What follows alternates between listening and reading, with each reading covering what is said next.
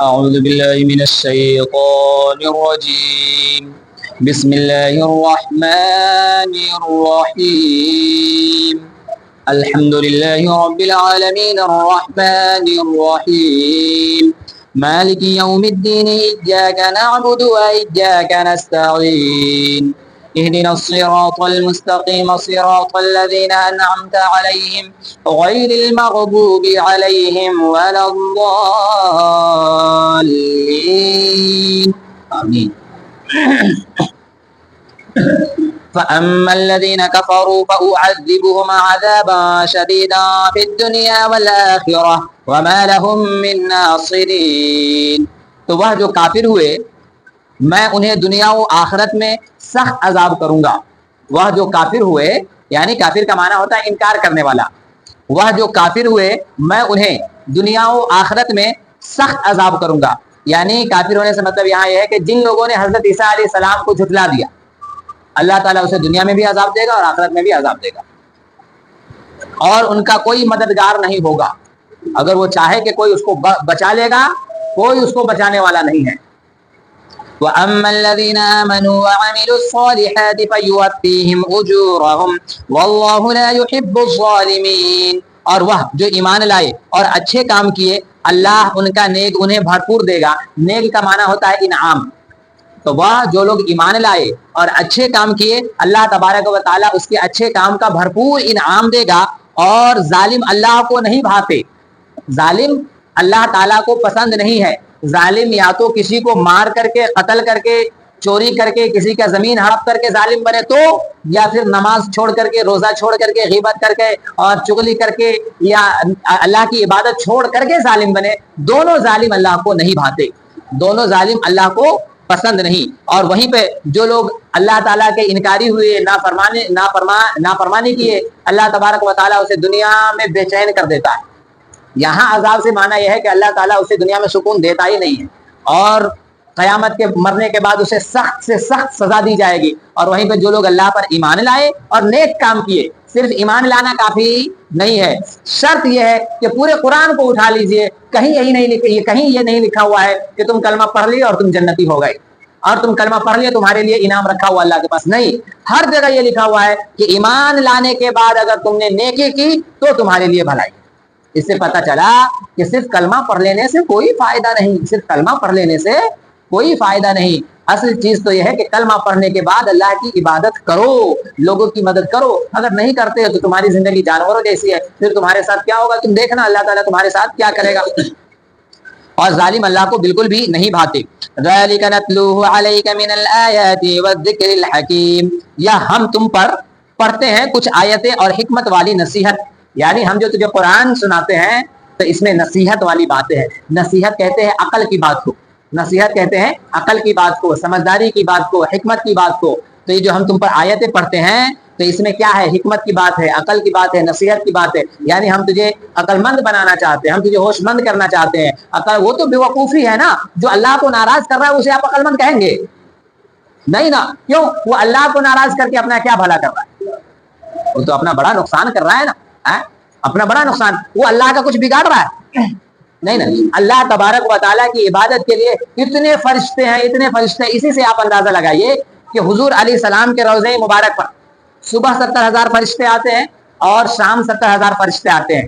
جو فرشتہ ایک بار آ گیا قیامت تک اس کو موقع نہیں ملے گا دوبارہ آنے کے لیے. اب اسی سے لگائیے کتنے فرشتے ہیں, کتنے فرشتے ہیں. تو فرشتوں کا کام کیا ہے؟ اللہ تعالیٰ نے جو حکم دے دیا اسی میں لگے رہتے ہیں. وہ کسی کو کہہ دیا رکوع کرو تو رکوع میں ہے, کسی کو کہہ دیا سجدہ کرو تو وہ سجدہ میں. اٹھے گا نہیں, وہ رکوع نہیں کرے گا. کسی کو کہہ دیا ثنا پڑھو تو وہ ثنا پڑھے گا. کسی کو کہہ دیا کہ بیٹھ کر کے تحیات درود پڑھو تو اس کا کام ہی وہی ہے. اور کسی کو کہہ دیا تو میرے نبی پر درود پڑھو تو وہ درود ہی پڑھے گا. کوئی دوسری چیز کرامن کاتبین کا کام ہے کہ کاندھے پہ بیٹھ کر کے لکھنا تو وہ بس لکھے گا. باقی اور ان کا منکر نکیر کا کام ہے کہ قبر میں آ کر کے سوال کرنا, تو ان کا کام ہے بس سوال کرنا. تو اللہ تعالیٰ نے جو فرشتے کی جو ذمہ داری دے دی تو اللہ کی عبادت کے لیے تو اتنے فرشتے ہیں, اتنے فرشتے کے حد نہیں ہے. اور پھر پیڑ پودے چرند پرند تمام مخلوقات اللہ تعالیٰ کی عبادت میں لگی ہوئی ہے. تو اس لیے انسان جو اگر کوئی سوچے کہ میں اللہ کی عبادت نہ کر کے میں اللہ کا نقصان کر رہا ہوں تو بے وقوف ہے. کہ اللہ کا کیا نقصان کر سکتا ہے؟ وہ تو خود اپنا نقصان کر رہا ہے. تو کہا کہ یہ جو ہم تم پر قرآن پڑھتے ہیں تو یہ قرآن پڑھنے کا معنی یہ ہے کہ ہم تجھے عقل کی بات سکھا رہے ہیں, تجھے ہوش مند کر رہے ہیں. برائی سے بچانا کسی کو, یہ تو عقل دینا ہے نا اس کو. یہ تو سب سے بڑی عقل کی بات ہے کہ کسی کو جہنم میں جانے سے بچا لے. سمجھ گئے؟ تو قرآن جو ہم آپ کو سناتے ہیں, یعنی اللہ یہ کہہ رہا ہے کہ قرآن جو تمہیں سنایا جا رہا ہے, انجیل جو تجھے سنائی جا رہی ہے, اس کا معنی یہ ہے کہ تم ہوش مند ہو جاؤ, سمجھدار ہو جاؤ, عقل مند ہو جاؤ اور خود کو جہنم میں جانے سے بچا لو. ان مثل عیسی عند اللہ کمثل آدم خلقه من تراب ثم قال له كن فيكون. عیسیٰ کی کہاوت اللہ کے نزدیک آدم کی طرح ہے, اسے مٹی سے بنایا, پھر فرمایا ہو جا, وہ فوراً ہو جاتا ہے. پھر فرماتا ہو جا, وہ فوراً ہو جاتا ہے. کہا کہ کچھ لوگ حضور علیہ السلام کے بارگاہ میں آئے اور پوچھا کہ عیسیٰ علیہ السلام کے بارے میں آپ کا کیا خیال ہے؟ تو نبی رحمت نے فرمایا وہ اللہ کے نبی تھے, اللہ کے رسول تھے, اور اللہ نے اسے پاک خاتون سے پیدا کیا. تو جو دوسرے عیسائی تھے, دوسرے یہودی جو تھے, نصرانی, انہوں نے کہا بھلا, ناراض ہو گیا, وہ غصہ ہو گیا. انہوں نے کہا بھلا کوئی باپ کا بھی بچہ پیدا ہوتا ہے؟ تو اللہ نے اسی موقع سے یہ آیت نازل فرمائی کہ تم باپ کی بات کرتے ہو, ہم تو آدم کو بنا ماں کے بھی پیدا کر دیے. اس میں تمہیں حیرت ہوتی ہے کہ عیسیٰ کو بنا باپ کا پیدا کیا. ارے تم یہ کیوں نہیں دیکھتے کہ میں نے آدم کو بنا ماں اور باپ کے پیدا کر دیا؟ تو اللہ نے کہا, تو پھر اللہ نے کہا کہ میں تو وہ ہوں کہ میں کہتا ہوں کن, ہو جا, فیکون, تو وہ ہو جاتا ہے, ہو جاتا ہے. اس میں تمہیں ٹینشن لینے کی بات نہیں ہے. الحق من ربک فلا تکن من الممترین. اے سننے والے, یہ تیرے رب کی طرف سے حق ہے, تو شک والوں میں نہ ہونا. اللہ تعالیٰ نے فرمایا حضور علیہ السلام کی امت کو کہ اے سننے والو, تم, یہ تیرے رب کی طرف سے سچ بات ہے, حق بات ہے جو عیسیٰ علیہ السلام کے بارے میں بیان ہو رہا ہے. تم شک والوں میں کبھی بھی نہ پڑنا, یہ شک نہ کرنا کہ عیسیٰ علیہ السلام کیسے بنا باپ کا پیدا ہو گئے. اگر تمہیں کبھی شک ہو جائے تو یہ سوچ لینا, جس طرح سے آدم, تم تو عیسیٰ کے بارے میں سوچتے ہو کہ یہ بنا باپ کا پیدا ہوا, ارے آدم کو کیوں نہیں دیکھتے کہ بنا ماں کے بھی پیدا ہو؟ ہاں دیکھیے آگے, فمن حاجك فيه من بعد ما جاءك من العلم فقل تعالوا ندعو أبناءنا وأبناءكم ونساءنا ونساءكم وأنفسنا وأنفسكم ثم نبتهل فنجعل لعنة الله على الكاذبين. پھر اے محبوب جو تم سے عیسیٰ کے بارے میں حجت کریں, یعنی بحث کریں, اس کے بعد کہ تمہیں علم آ چکا, تو ان سے فرما دو آؤ ہم بلائیں اپنے بیٹے اور تمہارے بیٹے, اور اپنی عورتیں اور تمہاری عورتیں, اور اپنی جانیں اور تمہاری جانیں, پھر مباہلہ کریں تو جھوٹوں پر اللہ کی لعنت ڈالے.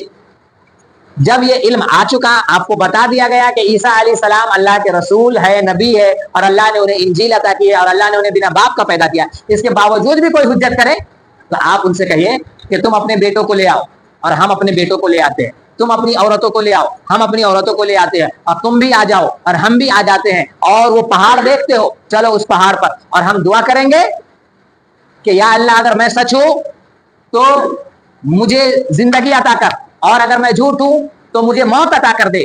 جب نبی رحمت نے ان نصرانیوں کو یہ کہا کہ جاؤ تم اپنے بیٹوں کو لے آؤ اور اپنی بیویوں کو لے آؤ اور تم خود بھی آنا, اور چلو اس پہاڑ پر دعا کرتے ہیں, تم حجت کر رہے ہو نا عیسیٰ علیہ السلام کے بارے میں, تو دعا کریں گے, جو سچ ہوگا وہ بچ جائے گا, جو سچ نہیں ہوگا وہ مر جائے گا, جو جھوٹا ہوگا وہ مر جائے گا.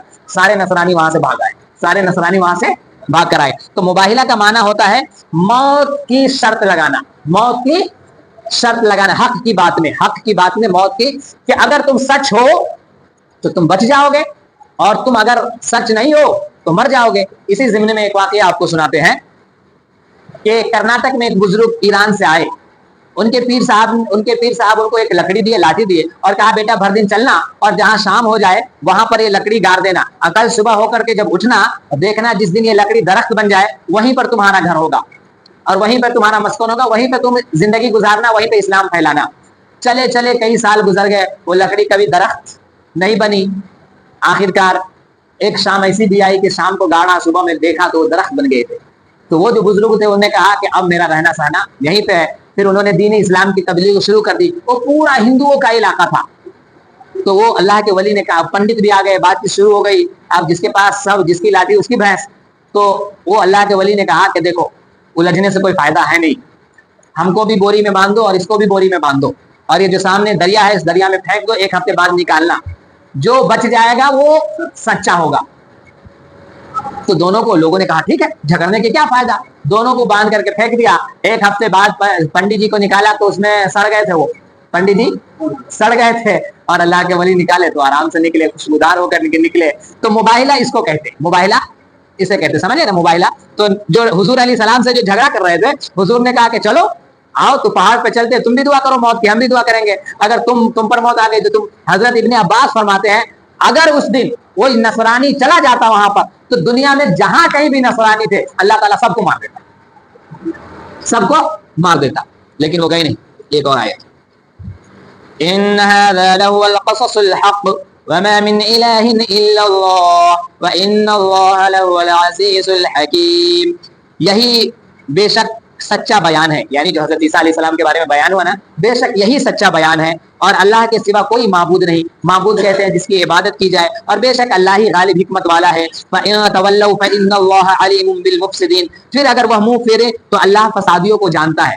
جب وہ دعا مباہلہ کا چیلنج ہو گیا, پھر اس کے بعد وہ بھاگے وہاں سے, تو اللہ نے کہا کہ یہ اصل میں یہ سدھرنا نہیں چاہتے, یہ توبہ نہیں کرنا چاہتے ہیں, یہ سچ کی تلاش میں نہیں ہے. اے میرے پیارے نبی, یہ صرف جھگڑا چاہتے ہیں, آپ اس کے خلاف بولیں گے صحیح بات, اور یہ آپ سے جھگڑا کرنا چاہتے ہیں بس. اور اس میں آج بھی بہت سارے لوگ ہیں جو پنچ میں آ کر کے بات نہیں کریں گے, وہ سلٹنے کی کوشش نہیں کریں گے, بلکہ اور زیادہ جھگڑا لگانے کی کوشش کرتے ہیں. تو اللہ نے فرمایا کہ ایسے فسادیوں کو اللہ جانتا ہے.